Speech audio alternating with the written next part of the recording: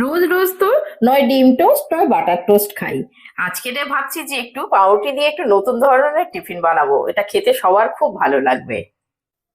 এখানে দুটো বড় সাইজের আলু আমি কেটে এটাকে সিদ্ধ করে নিয়েছি। এখানে একটা গ্রেটার নিয়েছি আমি। এই গ্রেটার দিয়ে এই সিদ্ধ আলুটাকে আমি আস্তে আস্তে করে গ্রেট করে নেব। এইভাবে নিলে কি হয়, আলুগুলো বড় বড় হবে না, একদম খুব সুন্দরভাবে মিহি হয়ে যায়। এখানে একটা মিডিয়াম সাইজের পেঁয়াজ কুচিয়ে নিয়েছি ছোট ছোট করে, এটা দিয়ে দিলাম। এখানে হাফ ক্যাপসিকাম নিয়েছি, এটাকে দিয়ে দিলাম। খুব ছোট ছোট করে কেটে নিয়েছি এগুলো। এখানে অল্প গাজর কুচিয়ে নিয়েছি, খুব ছোট ছোট করে কুচিয়েছি। এখানে 3টে কাঁচা লঙ্কা একটু কুচিয়ে নিয়েছি, দিয়েছি। এটা ঝালের জন্য, আপনারা আপনাদের ঝাল বুঝে দেবেন। এখানে 6টা থেকে 7টা রসুন কুচো আমি এগুলো করে কুচিয়ে নিয়েছি খুব ছোট ছোট করে, এটাকে দিয়ে দিলাম। এখানে হাফ বাটি কড়াইশুঁটি, এটাকে আমি একটু জলে সিদ্ধ করে নিয়েছি। নিয়ে একটু কাঁচা গন্ধ চলে গেছে, একটু হাফ সিদ্ধ মতো হয়েছে, এটাকে দিয়ে দিচ্ছি। এখানে হাফ চামচ গোলমরিচ গুঁড়ো, এটাকে দিয়ে দিলাম। এই গোলমরিচের ফ্লেভারটা খুব সুন্দর আসে। এখানে হাফ চামচ চিলি ফ্লেক্স নিয়েছি, এই চিলি ফ্লেক্সটা দিয়ে দিচ্ছি। এটা হচ্ছে চাট মশলা, এই চাট মশলাটা দিয়ে দিলাম 1 চামচ। আপনাদের হাতের কাছে চাট মশলা যদি না থাকে একটু লেবুর রসও দিয়ে দিতে পারেন।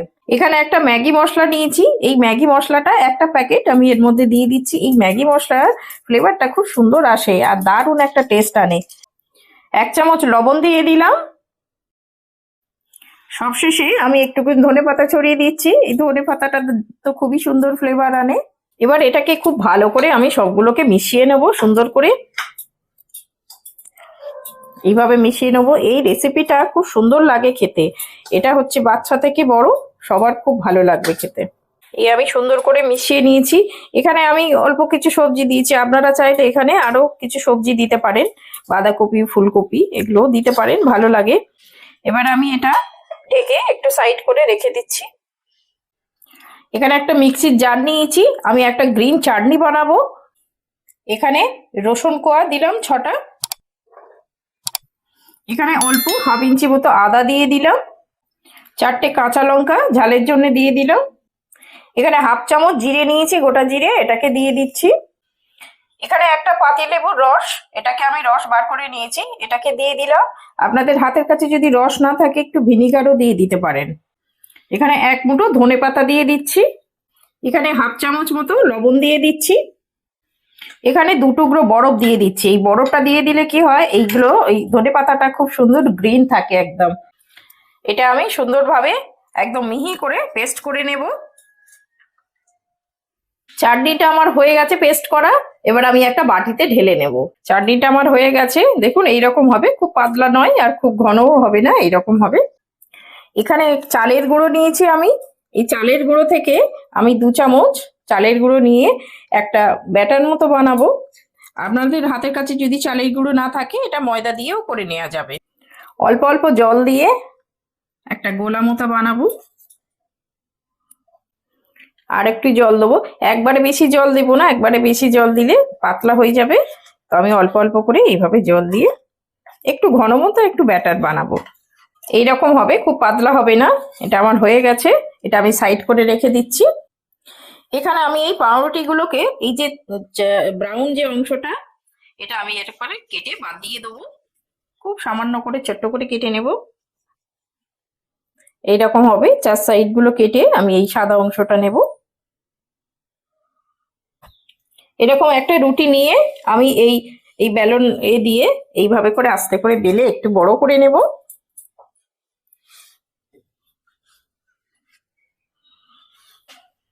এইরকম করে আমি সবগুলোকে আগে বেলে নেব, সব রুটিগুলোকে।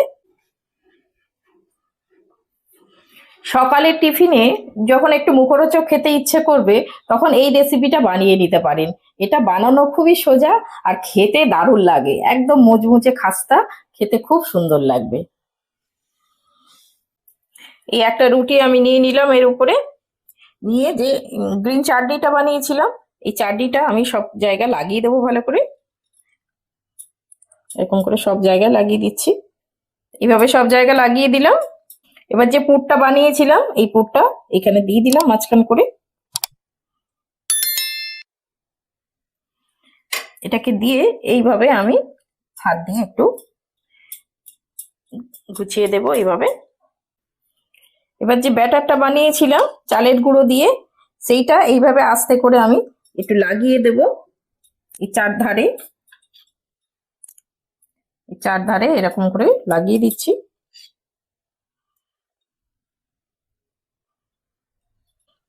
এবারে এইটাকে এই যে কোণটা ধরে এইভাবে আমি মুড়ে দেব। এইটা এইভাবে ধরে আস্তে করে চেপে দেব। চেপে দিলে এটা এর সঙ্গে খুব সুন্দরভাবে সেট হয়ে যাবে।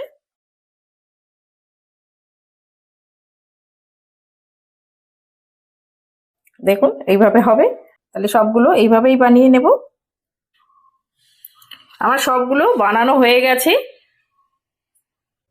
এরকম একটা নিয়ে নিয়েছি আমি, নিয়ে এই যে গোলাটা বানিয়েছি এই গোলাটা অল্প অল্প করে লাগিয়ে দেবো। এই গোলাটা অল্প অল্প করে লাগিয়ে দিলে কি হবে, একটু মুচমুচে হবে আর খুব খাস্তা হয়ে যাবে দেখবেন। ওই জন্য একটু হালকা করে লাগিয়ে দেবো, খুব বেশি দেওয়ার দরকার নেই, খুব বেশি দিলে নরম হয়ে যাবে। চারদিকে করে একটু অল্প অল্প করে আমি লাগিয়ে দেবো। এরকম করে চারদিক করে লাগিয়ে দিয়েছি। এবার আমি এটা এই অবস্থায় সরাসরি তেলের মধ্যেই দেব। এখানে তেল গরম হয়ে গেছে, আমি তেলে দিয়ে দিলাম। এইভাবে আমি এটা দুটো দুটো করে ভাজবো, একসঙ্গে সব দেবো না। আর এটা একদম লো টু মিডিয়ামে, একদম খুব হালকা আঁচে এটা ভাজা হবে। এটা এক পিঠ হয়ে গেছে, এটা আমি আস্তে করে উল্টে দেব। এরকম দুটো খুন্তি নিয়েছি, নিয়ে এরকম সাপোর্ট করে উল্টে দেব।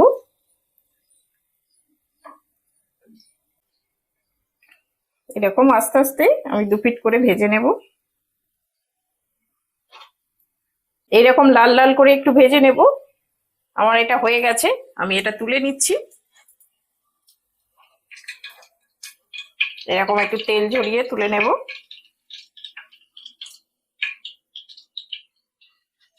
এরকম করে আমি সবগুলোকে ভেজে নেব।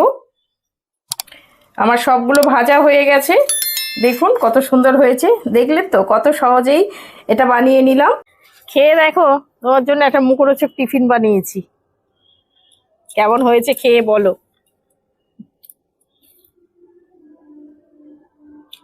দারুণ টেস্ট হয়েছে। এটা তো আগে একবার বানিয়েছিলে। হ্যাঁ বানিয়েছিলাম তো, আজকে কেমন টেস্ট হয়েছে বলো। খুব দারুণ টেস্ট হয়েছে। দারুণ টেস্ট আবার হয়েছে। খেয়ে দেখো। ঠিক আছে তুমি খাও, চাটনি দিয়ে খেয়ে এটা দেখো। আমার বরাবরই ভালো লাগে। চাটনি দিয়ে খেয়ে দেখো কেমন লাগছে। চাটনি দিয়ে দারুণ লাগছে। হুম, চাটনি দিয়ে আরো বেশি টেস্ট লাগছে। বেশ মুচমুচে হয়েছে, দারুণ লাগছে।